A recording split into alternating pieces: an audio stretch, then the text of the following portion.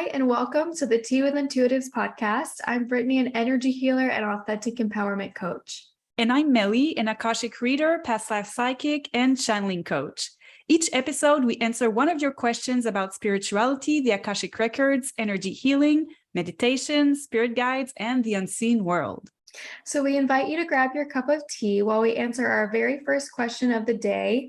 This is from Topaz, and she's wondering different divination practices like tarot and such. Ooh, there are a lot of different divination practices, so we'll get into those. But before we do that, Meli, what tea are you drinking today? I am drinking a classic here. I am having lemon, ginger, and honey. And that's it. That's what my husband makes every day. Yum. Yeah. What's the word for lemon in French? I bet it sounds amazing. Citron. Of course. Yeah. I have some breakfast tea. It is a black tea. I know I like my caffeine. I was a coffee drinker since I was 15, and my grandma bought me a coffee pot. Your grandma? She bought me a coffee pot. She's so spiritual. I'm surprised. Oh, she is a coffee drinker. She loves it. A pot a day. Wow. She could do a pot a day. Wow. But and she has no problem channeling. She doesn't channel. Well, I mean, she does the energy healing work, but she's not a reader. Okay. But she's very intuitive. So sometimes the channeling happens during an energy healing session. Yeah. But yeah, she loves her coffee, and then I started loving my coffee. But about a year ago, I switched to tea, and it changed my life because I have a tendency to go into kind of the wiring of my nervous system. I can go into a fight or flight mode really easily, thanks to my life and things that have happened. And I know a lot of people do need work balancing their nervous system, but I didn't realize the coffee was just making me more anxious. Right. So about a year ago, I really started tuning into my body and saying, okay, you got to start changing this habit. You can still have a nice drink in the morning, but what can you substitute for coffee that's not going to make you anxious? And that was tea. Yeah. For me, coffee is like alcohol. Yeah. Like you can have it once in a while, and I make sure I don't have it if I'm going to read soon. Just so my system is clear. Yes, exactly. So that's a great point. If you're becoming more sensitive and really in tune with yourself, which is what happened to me last year, I became super sensitive. So everything around me started either really working or really not working. One of those things was the coffee. Yeah. Well, I'm happy for you that you found your specialty that you like. It makes you feel better. Yeah, thanks. That's why. And then here we are drinking tea together. So it's great. Yes. So Meli, what are some of your favorite divination practices? I'm so excited for this subject. Yeah. Yeah. So I like oracle cards. I like tarot cards. Oracle cards are really the way that it's what helped me get in touch with my spirit team first, because yes, I was meditating, and yes, I was asking questions to my spirit guides, but I was like a beginner channeler. And at first you have so much doubt. You're not sure of yourself, of what you're picking up. Is it my thoughts, my ego? And so when I would work with oracle cards, it was much easier because the card that I was picking was like an anchor. Like I was getting the general theme of what the spirit guides wanted to know. And so I would draw one card or a few, and then I would go, okay, what's your message with this card? And then I would be able to channel more than I would have been able to just by myself alone chatting up with them. So I started buying a lot of oracle decks, and you can see in the background, if you're watching this on YouTube, you can see part of my decks are up there, and oracle cards are available to everybody. Like tarot cards, you need to know how to read the tarot. And oracle cards, I'm going to show you one of my favorite decks that is super accessible. So it is Wisdom of the Oracle by Colette Baron Reed. And I would say all the decks by Colette Baron Reed are super, super accessible. So if you've never used Oracle cards, they're super easy to use. And I'm going to go through her deck. Like, you have here a card that says message in a bottle. So sometimes it's something that is more direct, and sometimes it's more poetic. Oh, here's a card where the message is more direct. Not for you. So it's really fun because sometimes it's all about symbolism, and really it's more poetic what you get. And sometimes it's like, okay, you're going in the wrong direction, and if you're not channeling yet, you can just have fun pulling the cards and not asking for more information, but it's kind of a nice gateway to open you up to more. And that was a big revelation for me, and it helped me start channeling for others too, because at the beginning I was only doing psychic readings with oracle cards, and that felt really safe. And then the more I was giving readings, the less I would draw cards, because I didn't need to. Everything, was up there with the spirit guides and in the Akashic records. And so I dropped it lately.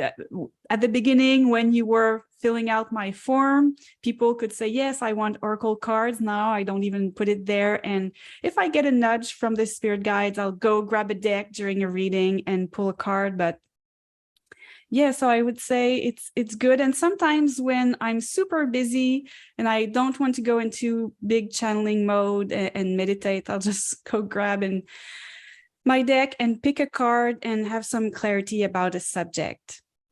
Yeah, the deck you showed is really beautiful. The deep red. I don't know. There's something about the deep red of that deck. Yeah. And if you're watching on YouTube, I'm going to show some more cards because they're so beautiful. Like, I like that one. What's that there's one? one that says breathe. And I had this one a lot at the beginning of my journey with I just needed to breathe and meditate. Go the distance, co-create. Not for you, we had that one. Be flexible. So it's really fun. And the deck that I'm showing, it's not a deck like sometimes the drawings are very old school. These are drawings by Jenna della Grottaglia. And it's kind of a mix of photos and her illustrations. So it's really fun. I love it. It's kind of funny. It just dawned on me. I didn't know this morning we would be talking about tarot and different card decks. And last night I was in the shower, and I have a few card decks. I have a couple. And they popped in the picture of my very first deck my grandma gifted to me when I started the energy healing classes. So I've had this deck for like 11 years. And I never really use it. I'm not someone that was immediately drawn to tarot. My first tarot reading was with you, and that was a few days ago or like a week ago. That my first like paid tarot reading. So, it wasn't really a huge draw for me, even though I do enjoy it. But my guides popped that deck into my mind, and I was like, oh, they want me to pull a card. I haven't pulled a card in years. Like, okay, I'll go pull this card. So I get out of the shower, I sit on my bed, and I have the deck, and I'm just shuffling the deck, funny enough. And there's one card, I don't know how, but there's one card in the deck that was face up. And I was like, oh, that's why they told me to come to this deck. I only have 3 or 4, but it's because this card was face up. So I pick it out, and it makes a lot of sense. And I'm like, oh, thanks for the clarity. Thanks for letting me know. And here we are today talking about tarot. So even though it's exactly like you said, when you start channeling, you might not need the tarot cards as much, but they do come in handy, and they can really help support at any point. I really loved my reading with you, by the way. Oh, thank you. And I like the fact that there was one card facing, and I like when I have jumpers. So when you just shuffle the deck And if one or many falls, it's like, okay, that's a message they absolutely want you to get. And so some people say there are rules with oracle card readings and even tarot readings, but I don't believe in rules. I think we need to make our own rules. And I have a friend whose rule with her spirit guides, she told them, I'm only going to take jumpers. And that is how I'm going to work with the cards. And I had phases like it's just, okay, I'm starting at the left and I'm pulling the 7 first cards to do a horseshoe spread. And that's what I do. And then some other phases like, okay, I'm always picking the one in the middle. And oh no, it's only jumpers. And it's just how I feel.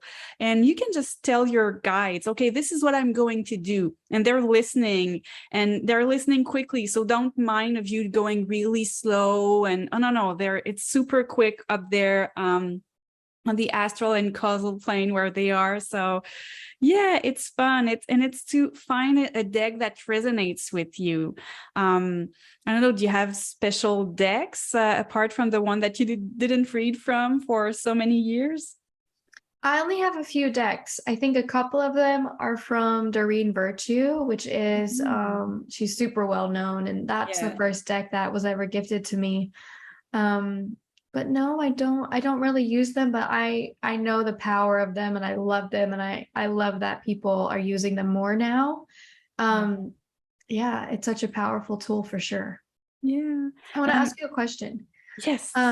So I don't give readings, and I give readings, but not with tarot. And I have my own method. It made me laugh when you said, someone that said only the cards that fly out of the deck are the ones that I'm supposed to, read. That was me. When I first started using these cards a long time ago, I was like, okay, well, if one flies out, that'll be the one that I'm supposed to have for today, right? So that was my method. But then I started just picking 3 cards randomly out of the deck, or allowing my intuition to really call me to the card. Now, for people listening, if they're maybe not sure if they're picking the right cards, right? Like, because I think a lot of time the ego or that personality self wants to doubt, how is this so real and in tune? What if it's all random and I'm just picking random cards every time? What does it feel like for you when you know to stop the shuffle and to do the spread? It's really your intuition. So my tarot teacher would say, you shuffle the deck until you feel the guides saying stop. And sometimes I can hear stop, but other times it's just my intuition and I'm like, okay, it's shuffled enough. And sometimes I don't shuffle a lot and I just feel good about it. And about picking up the right cards, if you're constantly doubting, like you're picking up a 3rd card and you're still doubting, maybe just stop and go and center yourself, drink a bit of water, meditate a bit. Some people really like to smudge their deck and smudge their space before. I always clear my deck, so it's kind of a purification. I like to use kyanite, and then you can go 1, 2, 3 just to let either the bad energies or the energies of the previous reading go out. And I like to do a number 8 with my kyanite over the deck, and you can even do a number 8 like infinity in front of your 3rd eye. There are many techniques, and sometimes I blend a lot of them just to make sure that you're in the right energies. And sometimes, like, I feel like I'm in the zone and the first card that I get, I don't understand, and I just go with it and I channel what comes with it. I remember picking up a card about like taking care of children, and my question had really nothing to do with taking care of children. But then when I channeled it, it was about taking care of your inner child. So sometimes you need to go a bit beyond the card, and other times just pick extra cards, and then you get like more pieces of the puzzle and the message is clear. Beautiful. Yeah. So if you're unsure, take a break, clear, take a moment, come back to it, and then know that there could be more to the story. Yeah. perfect. Thanks Yeah, for sharing. I love it. my pleasure. One other practice that I would love to talk about, which you don't hear as often, I feel like, is using a pendulum. And the reason why I feel it's not often talked about is because a pendulum has more room for error. So, I would say more so than tarot. If you're using a pendulum, it's basically, this string or a metal kind of chain with something heavy. A lot of times something heavy at the end will be a crystal. You'll probably find them at any metaphysical bookstore or online, but if you have a pendulum, it can be really fun to play with. When my grandmother and I were planning our 2-week trip to Ireland, we actually printed off a map of Ireland and we took a pendulum and we asked the pendulum to show us where we needed to go for our soul trip, right? Going to go on this huge journey. So we kind of used the pendulum to swing in the direction of how we were going to plan our trip. So that was really helpful. But yeah, if you're holding a pendulum, you can center yourself and kind of designate that. If it's swinging, left, right to left, back and forth, that's going to mean yes. If it's swinging up and down, that might mean no. Or if it's swinging in a line, that's yes. If it's swinging in a circle, that might mean no for you. You can kind of play around and ask a question. But what I will say is you have to be very clear when you ask a question with a pendulum, because it's a physical object that you're holding. It's not like you're pulling a card.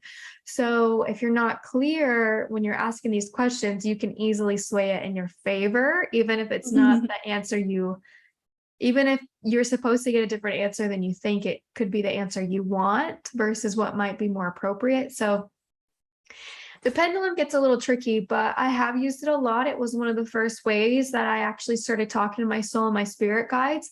I actually used the pendulum more than I use tarot cards or any kind of deck. But I think that as long as you feel really centered and grounded and have meditated and you have a question, you'll feel if it's you moving the pendulum or if it's your higher self or your soul guiding you, you'll get to know the difference. So that's one of the fun ways that I think people can practice divination. And I'm fascinated because I've never used a pendulum. And so I just want to go back to that trip in Scotland.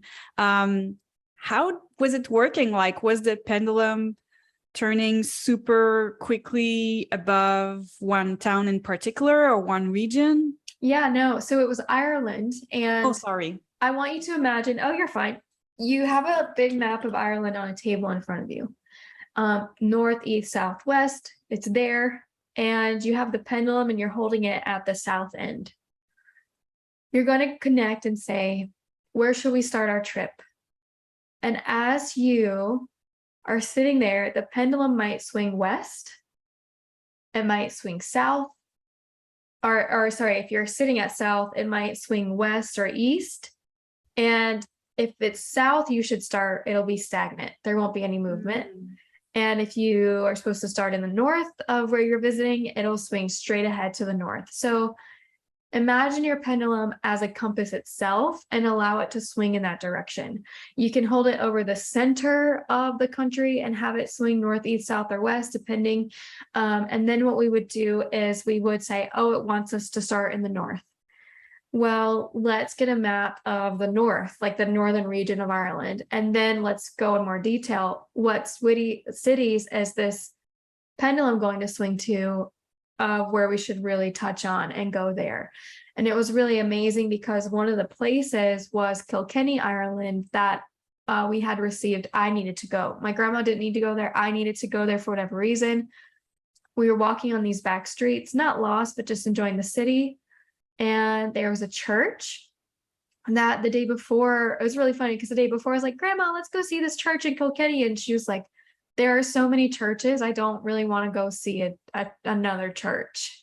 I was kind of heartbroken. I was like, okay, but it looks like a great church to go visit.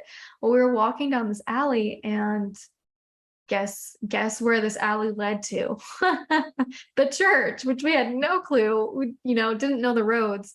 Well, we go into the gate of the church and there are these raised, kind of these raised cement I don't know. I don't know what you call those. What's the word for that? The Like the raised, tiny pillars? it's like a casket of cement. It's like a Oh, raised burial. yeah. I don't know what's the I name don't for know that. the word. Well, immediately when we walked into this cemetery of this very small church in Kilkenny, Ireland, I start feeling a lot of strange stuff. And I was like 18. I had not channeled, I didn't really know much about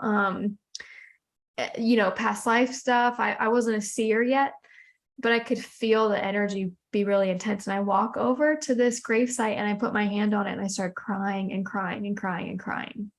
My grandma starts to open a channel and there was a past life connection for me there. Some members of my family in the 1600s were buried in that cemetery.